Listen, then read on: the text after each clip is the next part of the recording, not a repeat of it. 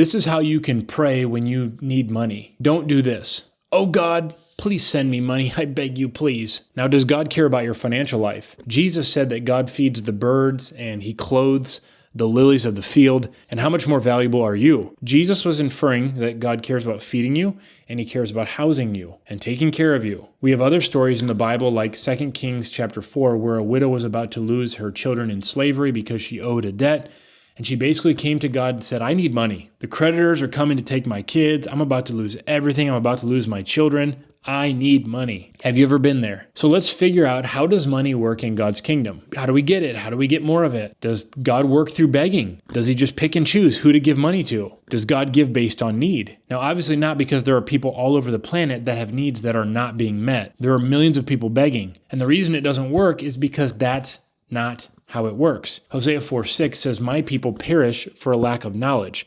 What you don't know could kill you. Now, what if you were dying of thirst, but you didn't know that there was clean water 10 feet behind you? Even though you had an answer behind you, you would die because of the lack of knowledge. And sadly, this is happening to people all over the planet. They are dying early or wrong because they haven't taken the time to learn how God's kingdom works. It's not a kingdom of begging. Let me show you some stories so you can learn how to ask God for money the correct way. I'm going to show you 2 stories. The first one is found in Luke chapter 5. We find the disciples out fishing. Verse 5 says that they had fished all night. They caught nothing. Again, say this with me, not a thing, nothing. That means no fish. That means no money.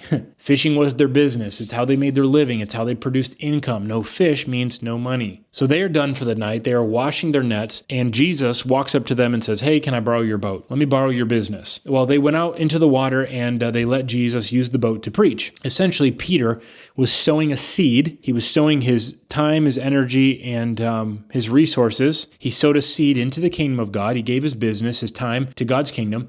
And when Jesus was done speaking, he gave Peter a word and said, go launch into the deep, let down your nets for a catch. At first, Peter didn't want to do this. He said, bro, we've fished all night.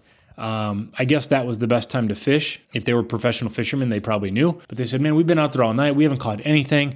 But I guess because you said so. I just heard your good teaching, so I'll go ahead and I'll try it. Most of us know the story now. He went out there, hauled in a huge catch of fish. The nets were breaking, the boat was sinking, and guess what that represented? Money. Each one of those fish they could take to market and sell them. And that's why they were so amazed. I mean, how amazed would you be if you planted and sold tomatoes and that was your livelihood, that was your business? This would be like all of a sudden you have thousands of tomatoes outside to sell.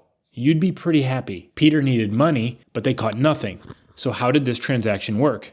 First, Peter sowed something. You have to give God something to multiply. Whether people like it or not, this is how it works. Give and it shall be given.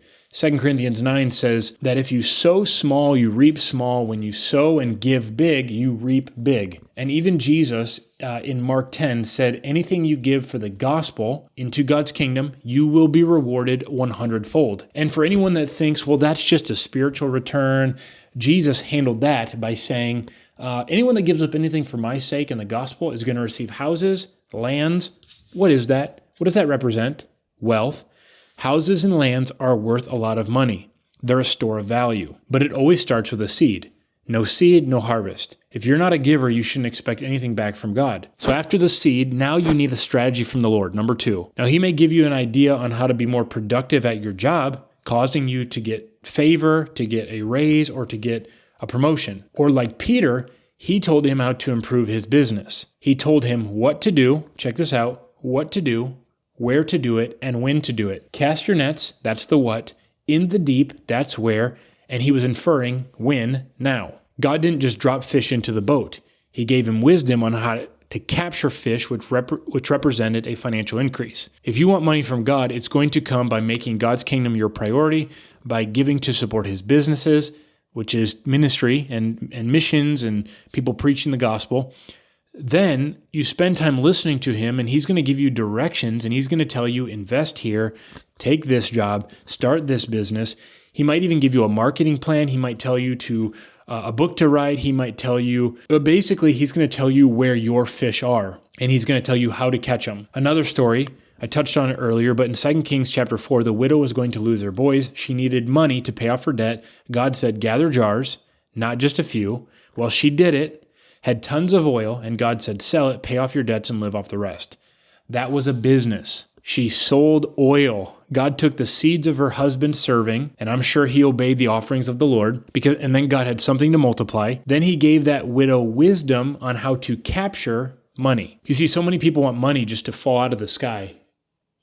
But it doesn't work that way. You first sow and you make God a priority, and then you believe that God will direct you and give you wisdom and speak to you. And if you're in a job, you believe for God to give you favor, to have him help you so you're good at your job, to get raises and promotions. And if you're looking for other ways, or if you have a business, God's going to speak to you and give you directions on how to catch more fish, how to catch more business. This is how money works. It works by asking God to give you favor and wisdom on how to capture what he brings up to your boat. People want God to rain down money from heaven.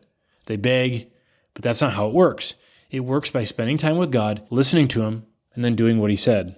God is not obligated to bless your plans, but he will bless the plans that he gives you if you do what he says. I'll give you one other thought. Deuteronomy 28 says, God will bless your storehouses. Do you have a storehouse? Do you have a savings account, investment accounts where you store extra? How can God bless it if you don't even have one? Get wisdom. Get direction from God. Don't beg for money. Ask for wisdom. Do you see the difference? You don't need money. You need favor from God and wisdom on how to capture wealth. And you need to learn to be a generous person. The Bible teaches that it's more blessed to give than to receive. So many times we think it's more blessed when someone gives to us, but we are actually more blessed when we are the giver. And when we become someone who gives to others, God will start to deal with others to give to us. And if you want more Bible verses about money, click this video right here, and I'll see you in the next video. Bye.